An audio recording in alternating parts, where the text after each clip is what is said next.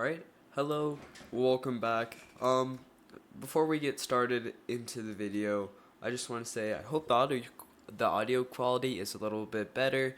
I did get some effects for my mic, so that should help a little bit.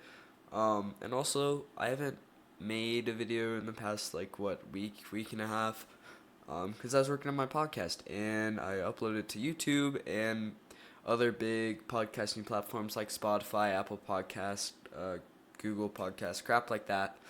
Um, so if you want to listen to it, that would be great. It's about the first episode I did was about a battle called the Battle of Evesham. Very interesting.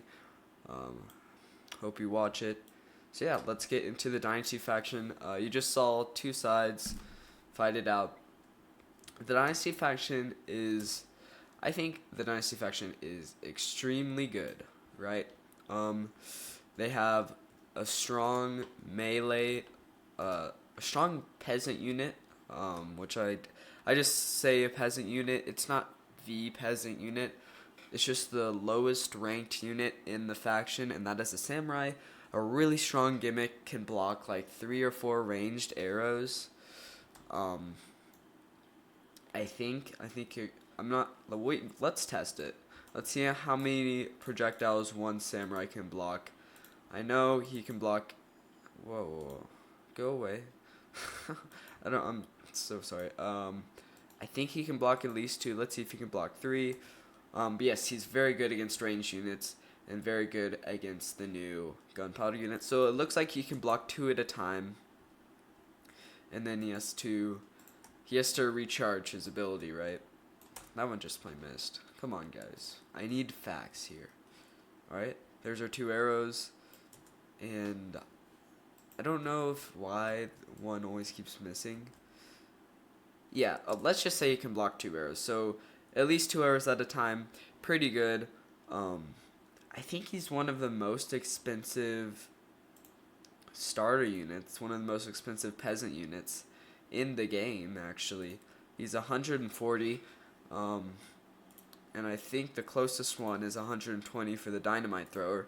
So yes, he is pretty expensive for a peasant unit. You can get 2 clubbers. I don't know why you would want to. You can almost get 3 halflings. But look at this. If the archer didn't miss, clubbers are bad. So basically, he's pretty good. He does a great. He's good for what he does. And I think he's a really strong melee unit. He's not so good at just plain attacking. What I mean by that is his combat skill isn't great first price. You're mainly paying the extra $40 as opposed to just getting a squire for the blocking ability. For the blocking ability, and not so much for extra health or extra damage. It's just for that gimmick. He's not an incredible fighter. He does okay. Obviously, I think you'd probably rather just want squires. Yeah, he does okay. I'd say it's a solid B. The next unit we have is Firework Archer, which I actually really like. They're really good against shielded units. They can't go through shields, but the cool thing they can do is that they latch onto shields. Then they'll pull like the shield unit away, pull the shield up, and then they'll explode, do area damage. So really good against formations, really good against shield units. They do have quite a hefty reload, but they do good damage. Really good for area effect. So I'd say they're also a solid B. Our next unit is the Monk. The Monk is a pretty interesting unit. It's kind of like almost like a Jarl, except it doesn't do as much damage. Its main focus is to knock enemies like that, knock them off maps, off ledges, stuff like that.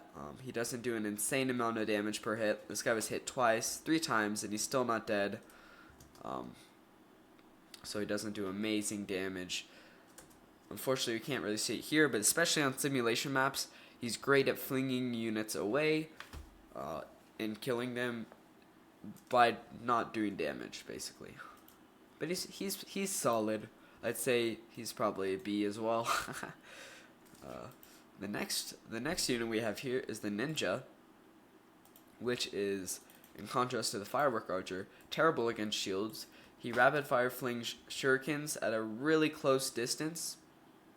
I honestly don't think he's that good, mainly because he has to get so close. He has to get so close to these units. I'm not sure. He actually has to walk. From where I put him, he has to walk a little bit, and then he can start firing. And he doesn't even do... His shurikens don't do that much damage either. He can easily be ganked. I'd say he's not worth the 500. And it's hard for you to place units in front of him, because he's really... I guess he's not doing it here. But he likes to hit his own units. So yeah, I'd say C. I never find myself using him too much. Our next unit is the dragon. A really cool unit. I like the dragon a lot.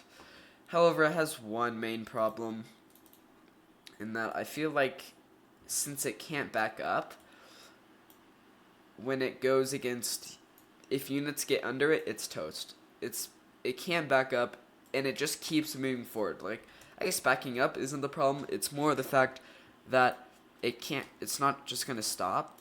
I guess we can't see it here, because I mean it's pretty effective for what it does. But see, it keeps moving forward, and the fire has such a weird angle that it's not gonna be able to hit these guys.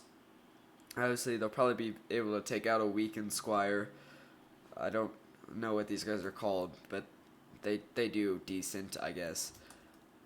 But as you can see, it has a few major flaws. I'd rather get the wheelbarrow dragon, in my opinion. But if you don't have it, dragon's a solid choice too. I'd say probably a B-, maybe. Alright, the hwacha. This unit is really...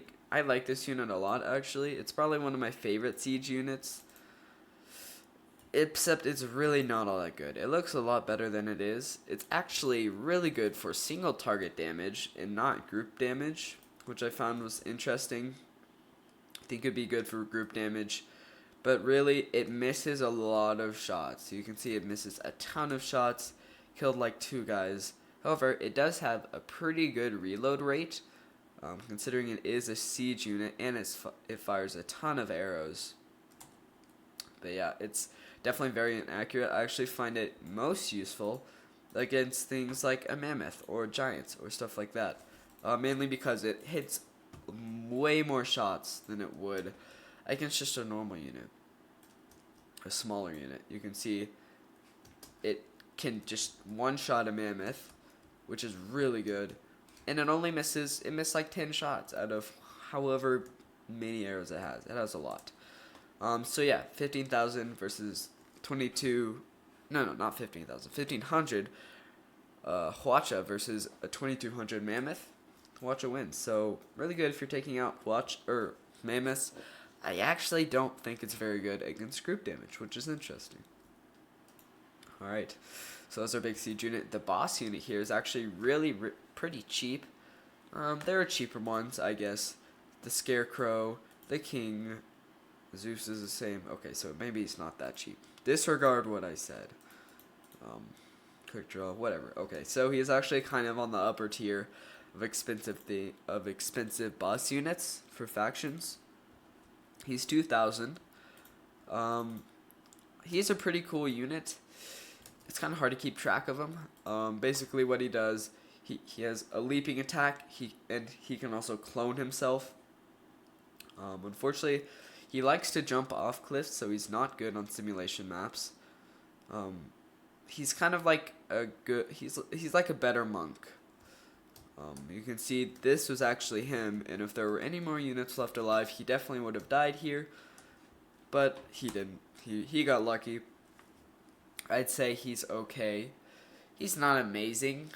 I don't think he's worth the $2,000, but he's definitely an interesting unit.